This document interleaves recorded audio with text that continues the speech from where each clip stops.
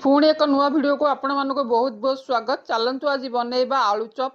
आलू चप क्या खाया को भल न लगे वीडियो टी आरंभ शेष पर्यंत देखु। जदि पसंद आसे ताले लाइक शेयर और चैनल को सब्सक्राइब करदे। देखु मुझे आधा केजी आलू सीझे नहीं जाइए। आम मास करदे से किसी लुण गोल नवा कड़ई रे तेल गरम करी से पंचफोरन आ सुखा लंका पकईदबा बेसुआ पत्र पकईदबा तापर अदा रसुण पेस्ट पकई से अध चामच हलदी अध चामच काश्मीरी रेड चिली पाउडर तापर चकटी आलू को पकई से गोटे चामच जीरा गुंड देदबा तापर आम ताको घाटी नबा।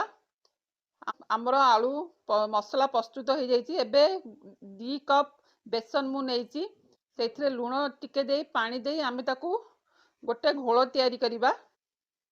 घोल बेसी पतला करें कि बेसी मोटा करें मीडियम धरण रखिए।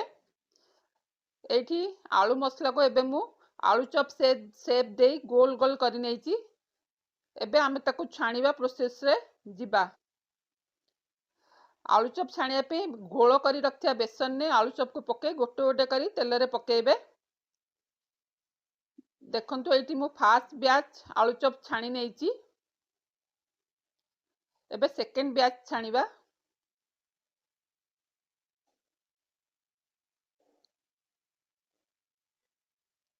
सेकंड बैच भी हो जाइए। देखंतु आलू चप केते क्रिस्पी होइची।